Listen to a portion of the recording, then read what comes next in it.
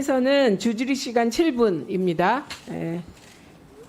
이 질의 시간에는 후보자의 답변도 포함됩니다. 원활한 회의 진행을 위해서 발언 시간을 준수해 주시기 바랍니다. 회의 진행 순서에 따라 이정원 의원님 질의하시기 바랍니다. 네, 서울 광진갑의 국회의원 이정원입니다. 국가는 과학기술 인력의 열정과 잠재력을 최대한 발휘할 수 있는 환경을 만들어야 합니다. 후보자 동의하시죠? 네, 동의합니다. 네, 그런데 윤석열 정권 들어서서 과학기술인들의 자긍심이 땅에 떨어졌다는 목소리가 많이 나옵니다. 이것도 동의하십니까? 동의할 수 없습니까? 염려가 있다는 상황은 알고 있습니다. 네, 과학기술 현장에서 젊은 과학기술 인재 육성도 제대로 이루어지지 않고 있고 위축되고 있다라는 지적도 있어요. 이런 얘기도 많이 들으셨죠? 뭐 전체라고 말할 수는 없지만 그런 이해가 있습니다. 예. 네, 옳은 정책이 번영을 이끈다 이런 말이 있습니다. 과학기술 정책과 또 관련 R&D 예산이 그만큼 또 중요하고요. 과학기술 선진국으로 패권을 우리 대한민국에 선점하기 위해서는 그만큼 후보자의 능력과 자질, 비전이 필요하고 오늘 청문회가 그런 자질과 능력을 검증하는 자리가 돼야 될 것입니다. 그리고 과학기술의 발전은 단순히 정부의 정책만으로 되는 것이 아니고 과학기술인들 또 현장의 목소리를 제대로 반영하고 또 열심히 들으려고 하는 협력, 소통의 노력도 필요하다고 생각하는데 동의하시는 거죠? 네. 예, 동의합니다. 네, 자 후보자께서는 국립대인 서울대학교 재료공학부 교수입니다. 맞죠? 맞습니다. 네, 윤석열 정권 들어서서 서울대 재료공학부 교수들이 과학기술계 쪽에 요직에 임명되고 있는데 이건 알고 계십니까? 잘 모르시겠습니까? 뭐 네, 제가 후보자고 네. 미니스트 총장이 한 번 가신 걸로 네, 알고 있습니다. PPT를 저희가 준비했는데 한번 보실까요? 네. 후보자께서는 서울대 재료공학부 현직 교수이시고 김창경 서울대학교 재료공학부 출신, 서울대 금속공학과를 졸업하셨고 재료공학 박사를 하신 김창경, 디지털 플랫폼 정보위원회 부위원장, 재료공학부 출신입니다. 남기태 서울대 재료공학부 교수도 대통령직 인수위원을 지내셨고요. 주영창 서울대 재료공학부 교수, 전 과기정통부의 과학기술혁신본부장을 지냈습니다. 역시 후보도 마찬가지고요.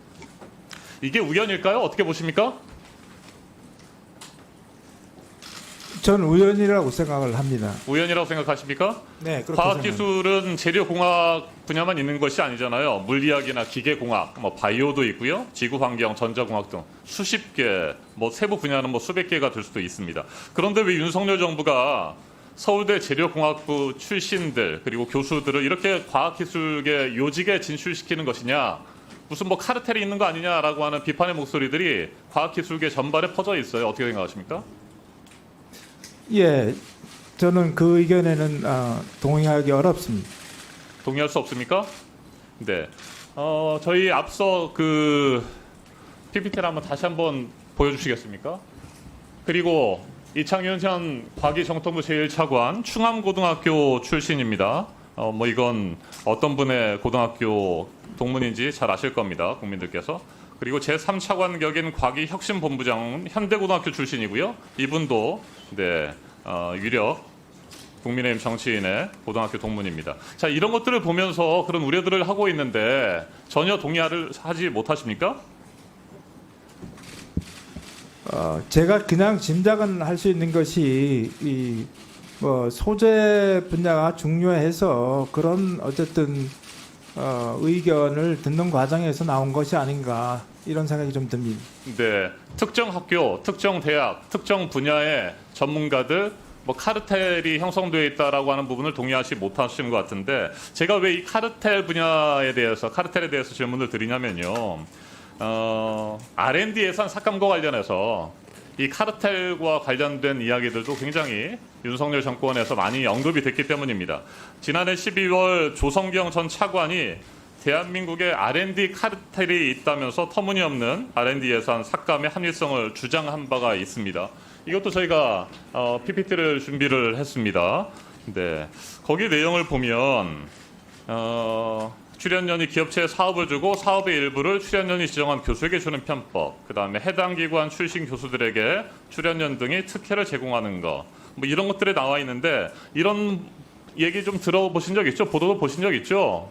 R&D 카르텔에 대해서 어떻게 생각하세요? 예, 저는 R&D 카르텔이라는 말은 뭐 이 조 전 차관님이 썼다는 얘기를 들었습니다만 구체적인 어쨌든 실체가 있는지에 대해서는 전 잘 알지 못하고 있습니다. 네, 예산 삭감의 주요 이유로 과기 정통부의 차관이 R&D 카르텔을 언급하고 윤석열 정권이 끊임없이 또 카르텔과 관련 이야기들을 했기 때문에 제가 이 부분을 지적하는 겁니다. 자, 그런데 실제로 과학기술계 요직은 앞서 말씀드린 것처럼 특정 대학, 특정 분야의 교수 출신들이 대부분 차지하고 있고요. 자, 이와 관련해서 다른 얘기를 좀 더 해보겠습니다. 2007년으로 좀 돌아가 보겠습니다. 서울대 교수 6명이 당시 온라인 사교육 업체에 6천만 원을 투자했고 서울대는 해당 업체에 대해서 서울대 안에 있는 건물을 싼 임대료를 받으면서 빌려준 적이 있습니다. 이것도 알고 계시죠? 당연히 아셔야 될 내용입니다. 네, 제가 알고 있습니다. 네, 당시 어떤 직책을 맡고 계셨죠? 당시 서울대학교 산학협력재단 상임이사를 맡고 있었습니다. 네, 산학협력재단 부단장을 맡으셨어요. 예, 그 뭐 부단장 하다가 단장도 하고 상임이사. 네, 그러셨죠. 예. 서울대 교수가 서울대 출신 학생이 창업한 온라인 사교육 업체, 이 교수들 6명이 6천만 원을 투자하고 또 후보자께서 산학협력재단 부단장 등으로 있을 때 이 업체가 싼 임대료를 내고 서울대에 있는 건물을 이용할 수 있도록 했단 말이죠. 여기에 대해서 그 당시에 비판이 있었는데 이 부분은 어떻게 생각하십니까? 돌아보면. 당시에 제가 이 건에 대해서는 저는 모르고 있다가 이제 그 기자분들이 연락이 와서 알아봤는데 당시에 입주해 있는 상태는 아니고 이제 학교에 있다가 나가 있는 상태에서 그런 이제 졸업생들이 입학 관련된 컨텐츠로 뭘 한다고 들었습니다.